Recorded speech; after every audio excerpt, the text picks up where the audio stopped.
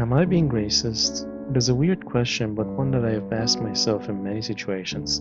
I bet you have thought about it too. You interact with someone and don't like them, but is it because of them as a person, or is it because of where they come from, what they look like? You've probably seen someone being xenophobic or racist, yet if we look deep enough, all of us have had that feeling one way or another. We might have taken the origins of a candidate for a job into account, undermined women in the workplace, said something or did something that was borderline harassment, or something else. These sometimes unintentional biases are not great, but they are also not harmful unless they become the basis for our actions. And even worse, when we take an action insisting that we are not being biased, that leads to the bias becoming part of a system and much harder to remove. Part of being biased comes from a simple issue. We fear things we do not understand, and a lot of times these biases come from something we don't understand. Maybe we do not understand the language someone uses.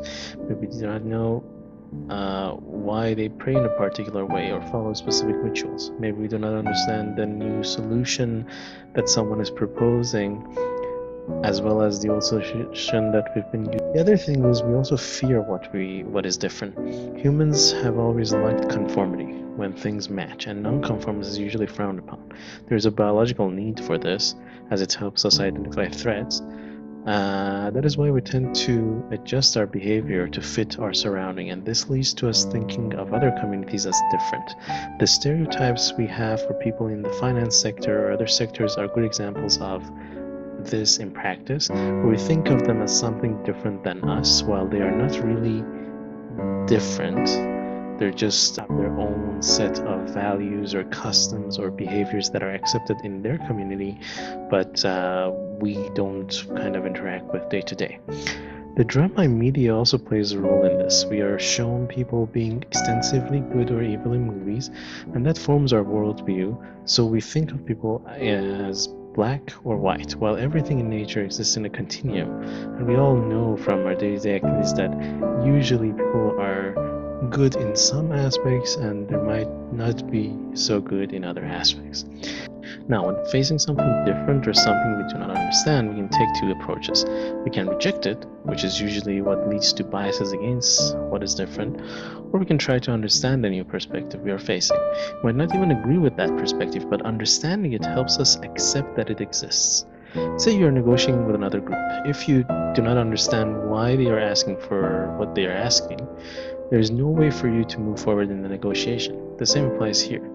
Going back to conformity, we sometimes do not pay attention to the fact that we are conformity seeking, which can amplify the effects of biases in our lives. We are defined by the context we live in, and it affects the way we see the world. This can lead to tribalism, forming a group around a set of ideas. While this sort of tribalism can help us in our survival by giving us a social support mechanism, it also has the opportunity to skew our worldview. A few years ago, there was an election where I lived. In my extended family of more than 60 voters, all but 2 voted for the same candidate, so we all expected that candidate to win. Well, that didn't happen. And there are numerous examples of this, ranging from Brexit to Trump's election. In all these cases, both sides thought they would win, mainly because there was no clear intermingling between these groups, and they were only seeing views that were the same as theirs. Unfortunately, technology just makes this worse. Technology is developed to make it easier for us to do things or find things we are interested in, which also means it bombards us with the same things we like, reducing the likelihood of us venturing into what we do not know. Social media also makes it easier for us to find people that agree with us and a sense of belonging. The end result is forming an echo chamber, amplifying our beliefs and belittling opposing views. Another issue with us is the fact that we sometimes tend to go with what people around us think or seem to think, a herd behavior, if you will. For example, when we see others do something, say on the stock market, we follow suit. Our brains are used to identifying trends and trying to follow them, and when you add a leader into the mix, it can amplify the emotions in some parts of the herd. It can amplify things even further. Many of those who joined the Nazis did not believe in everything the Nazis said, thought those views and their actions are right because people around them were agreeing with it. So what can we do about this? I don't have the answer to that, and I don't think anybody has. But for me, I think one thing that helps is being open to experiencing new things, whether it is a new scene or traveling to a new country or working with a new firm. New experiences keep our mind open and more likely to consider what is presented to it. Also, it is important to not make assumptions about people. Just because someone has a different skin color doesn't mean they are different or from a different country or from a different culture. It is also important to question the basis of our decisions. I always question myself and the reason behind my decisions. Even though I sometimes think it might not be so healthy, I still do it because it helps me assess whether I take actions for the right reasons or just out of a bias. And I do the same for decisions by people around me. Why are we going with this solution 1 versus solution 2? Did you think about this aspect of it, or do you just go with it because this has been something that was done before? And finally, it is important to think before you speak. Not because you might seem racist, but because what you say, even if you do not mean it in a racist way, might hurt the confidence of others around you.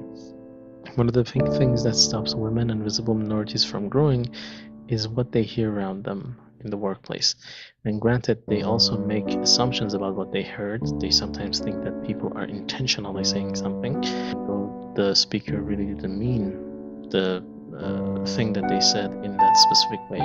But still, by all of us being aware of the different ways things can be interpreted and making sure that we acknowledge those interpretations, we can make sure that everybody can understand each other better and be more calm and understanding in their environment that they work.